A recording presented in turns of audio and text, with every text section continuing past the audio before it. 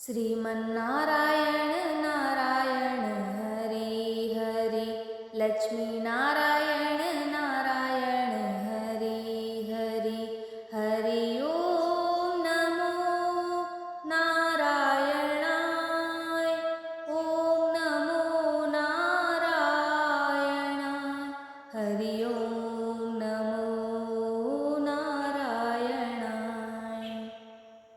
जय श्री कृष्णा। दोस्तों, योगिनी एकादशी की आप सभी को बहुत बहुत शुभकामनाएं। प्रिय भक्तगणों, योगिनी एकादशी का व्रत 2 जुलाई दिन मंगलवार को है। इस बार की योगिनी एकादशी त्रिपुष्कर योग और सर्वासिद्धि योग में है। ये दोनों ही शुभ योग माने जाते हैं। त्रिपुष्कर योग में आप जो भी कार्य करेंगे उसका 3 गुना फल प्राप्त होगा। वही सर्वार्थ सिद्धि योग में किए गए कार्य के सफल सिद्ध होने की उम्मीद अधिक होती है। योगिनी एकादशी के दिन जो व्रत रखते हैं और श्री हरि विष्णु भगवान की पूजा करते हैं, इस व्रत को करने से सभी पाप मिट जाते हैं और मोक्ष की प्राप्ति होती है। एक बार युधिष्ठिर ने भगवान श्री कृष्ण से आषाढ़ कृष्ण एकादशी व्रत की महिमा और विधि के बारे में बताने का अनुरोध किया।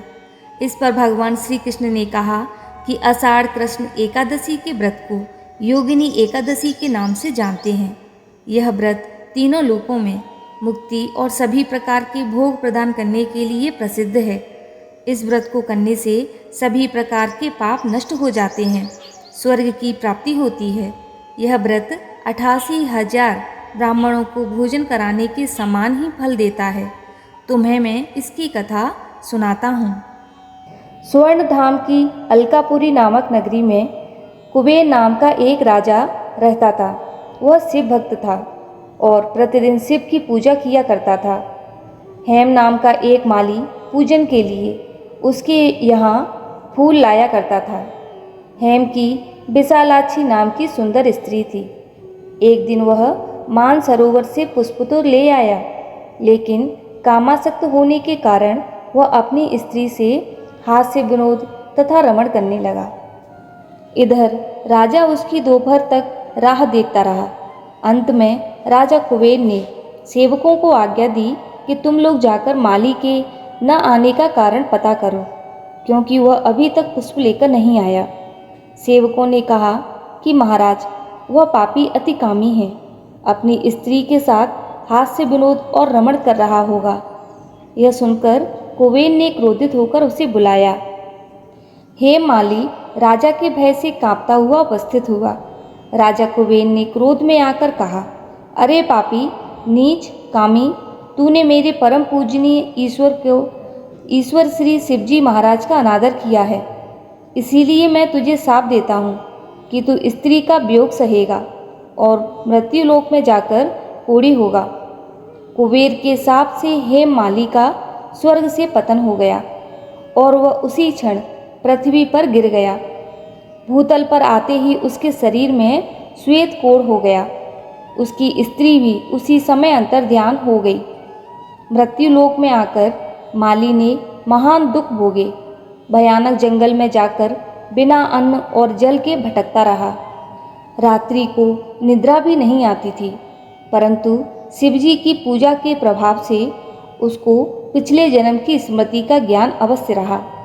घूमते घूमते एक दिन वह मार्कंडेय ऋषि के आश्रम में पहुंच गया, जो ब्रह्मा से भी अधिक वृद्ध थे और जिनका आश्रम ब्रह्मा की सभा के समान लगता था। हेम माली वहां जाकर उनके पैरों में पड़ गया। उसे देखकर मार्कंडेय ऋषि बोले, तुमने ऐसा कौन सा पाप किया है जिसके प्रभाव से यह हालत हो गई है। हेम माली ने सारा वृतांत कह सुनाया। यह सुनकर ऋषि बोले, निश्चित ही तूने मेरे सम्मुख सत्य वचन कहे हैं, इसीलिए तेरे उद्धार के लिए मैं एक व्रत बताता हूँ। यदि तू आषाढ़ मास के कृष्ण पक्ष की योगिनी नामक एकादशी का विधि पूर्वक व्रत करेगा तो तेरे सब पाप नष्ट हो जाएंगे। यह सुनकर हेम माली ने अत्यंत प्रसन्न होकर मुनि को साष्टांग प्रणाम किया। मुनि ने उसे स्नेह के साथ उठाया। हेम माली ने मुनि के कथन अनुसार विधि पूर्वक योगिनी एकादशी का व्रत किया। इस व्रत के प्रभाव से अपने पुराने स्वरूप में आकर वह अपनी स्त्री के साथ सुखपूर्वक रहने लगा। भगवान कृष्ण ने कहा, हे राजन, यह योगिनी एकादशी का व्रत 88,000 ब्राह्मणों को भोजन कराने के बराबर फल देता है। इसके व्रत से समस्त पाप दूर हो जाते हैं और अंत में स्वर्ग को प्राप्त होता है। बोलिए श्री कृष्ण भगवान की जय। बोलिए एकादशी मैया की जय। प्रिय भक्तगणों, अब हम श्रवण करेंगे एक बहुत ही सुंदर कथा। तो आप सभी भक्तगण बड़ी ही श्रद्धा और प्रसन्नचित्त मन से इस पावन कथा को श्रवण कीजिए। एक समय की बात है, यमुना पार के एक गांव में दो स्त्रियां रहा करती थीं। एक का नाम था गंगा और दूसरी स्त्री का नाम था माया। गंगा और माया दोनों रोज यमुना पार से दोनों नाव में बैठकर वृंदावन आती और वृंदावन आकर जगह जगह घूमकर सब्जी बेचा करती। गंगा और माया ऐसे ही रोज सुबह से शाम तक सब्जियां बेचा करती। जब गंगा और माया की सारी सब्जियां बिक जाया करती, तब वह दोनों यमुना किनारे बैठ जाया करती।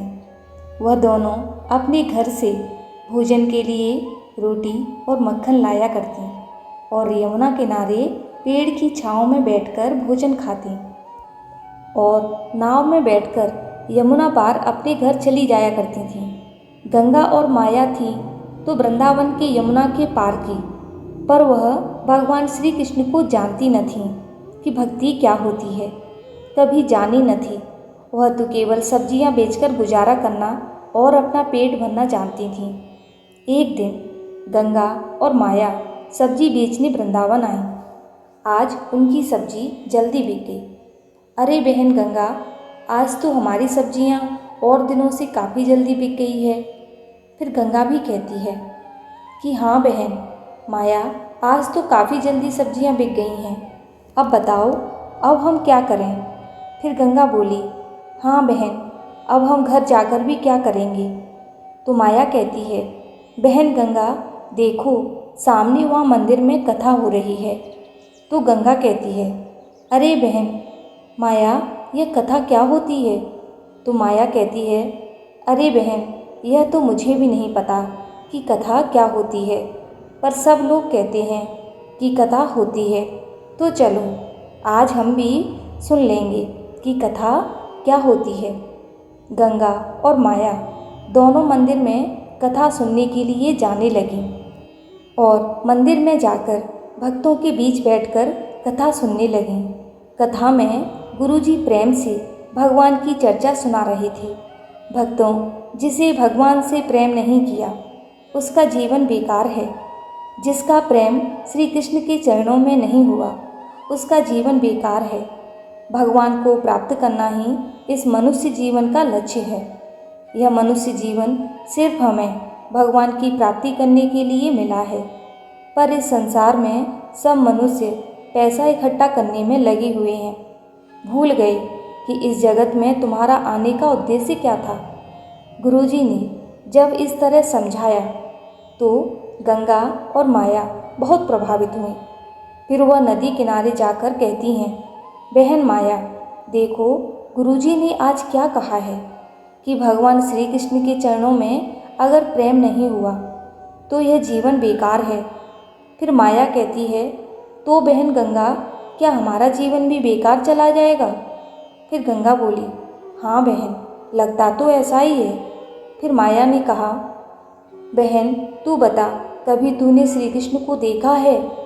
फिर गंगा कहती है, अरे बहन, मैं तो तेरे साथ ही रहती हूँ, भला मैंने कब भगवान को देखा है? तो माया पूछती है, तो बहन यह बताओ कि भगवान कहाँ मिलेंगे? गंगा और माया आपस में चर्चा कर ही रही होती हैं कि इतने में एक संत वहाँ से गुजर रहे होते हैं।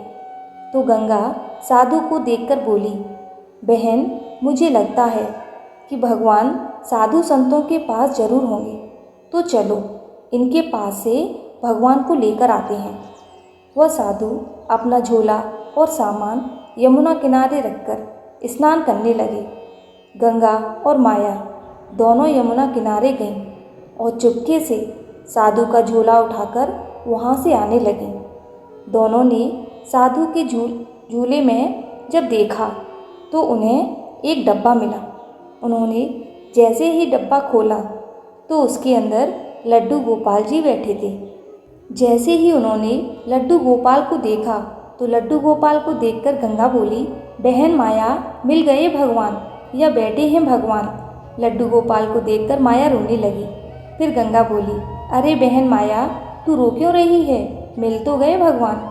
फिर कहती है, हे भगवान, आपको बाबा जी ने इतने से डब्बे में बंद करके रखा है। अरे देखो तो सही, भगवान का पाँव टेढ़ा है। मुझे तो लगता है यह बाबा भगवान को डराता धमकाता है। प्रभु, अभी तो बाबा यहाँ नहीं है, वह स्नान कर रहा है।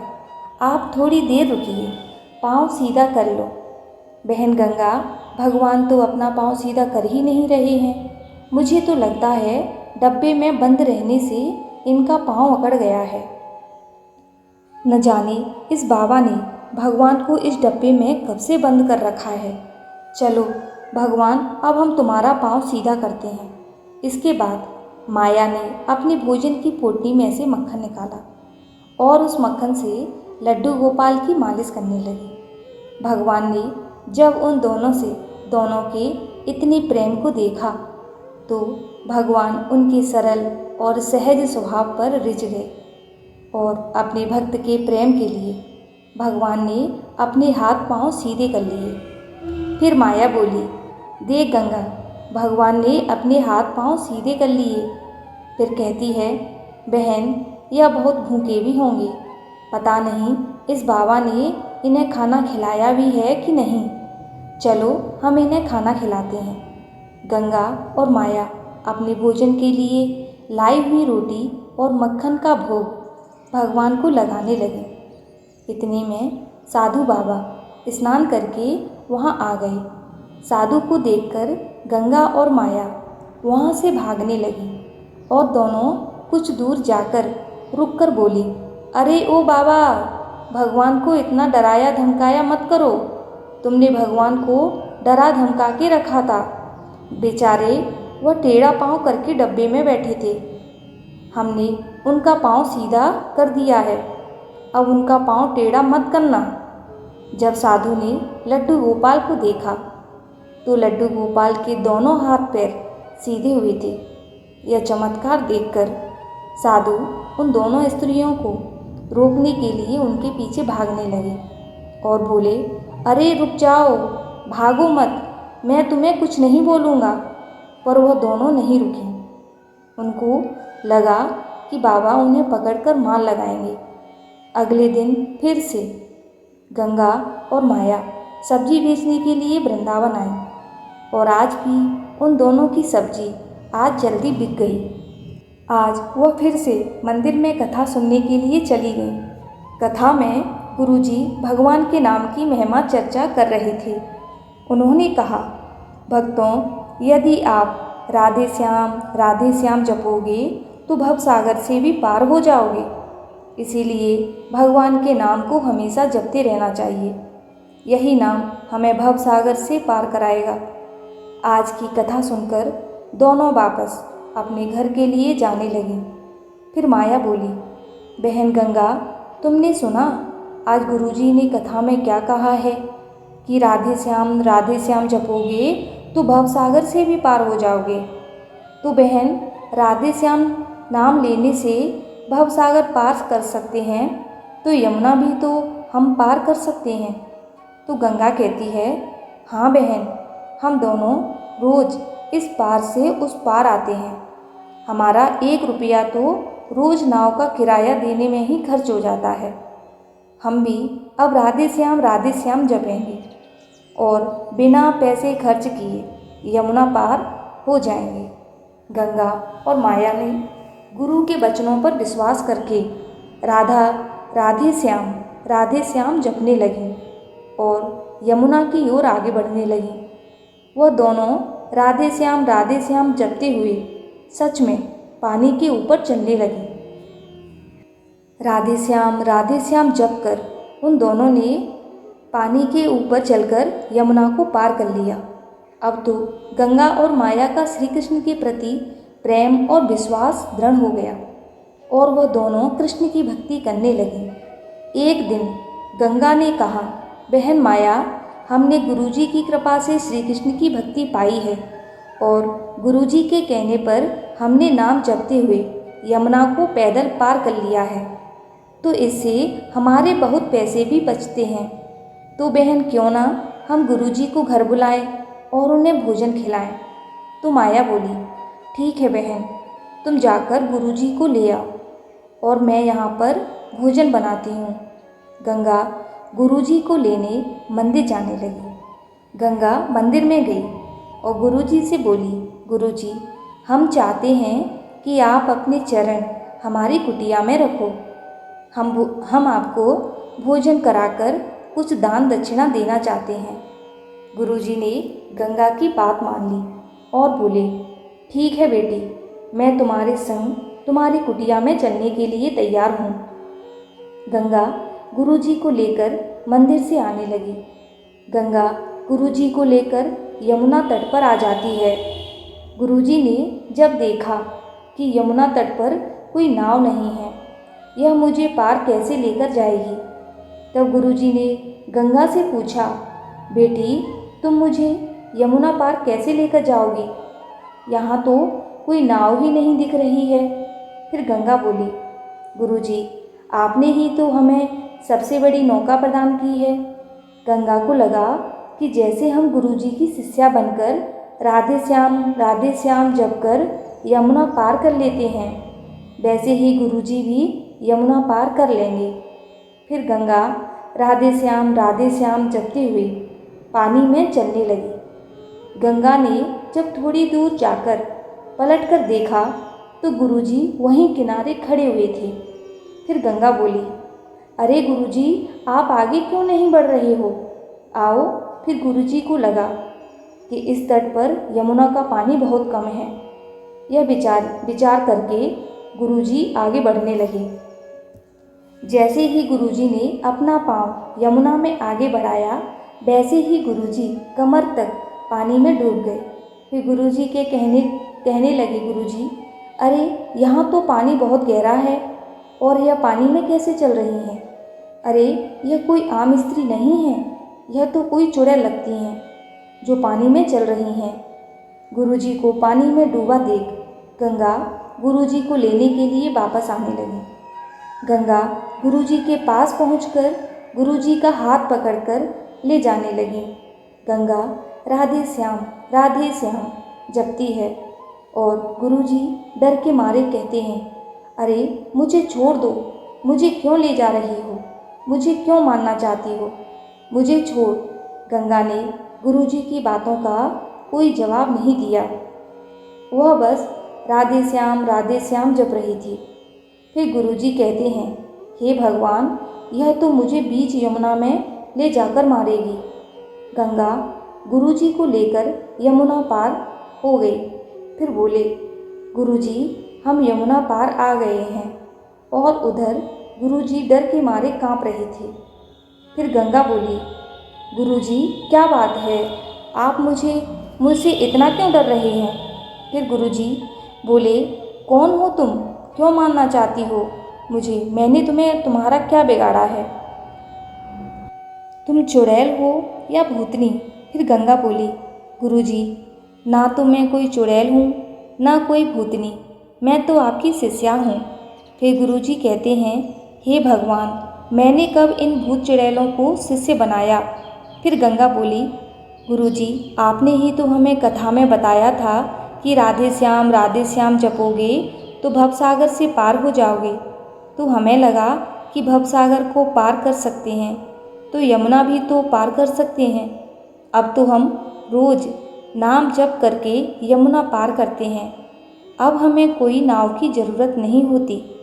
गंगा की बातें सुनकर गुरुजी हैरान रह गए और गंगा से बोले, बेटी, तुमने अपने गुरु के वचनों और प्रभु पर इतना दृढ़ विश्वास रखा कि इसके बल पर तुमने यमुना के पानी पर चलकर यमुना पार कर ली। बेटी, तुम महान हो। और महान है तुम्हारा प्रभु के प्रति प्रेम और विश्वास। जय श्री कृष्णा।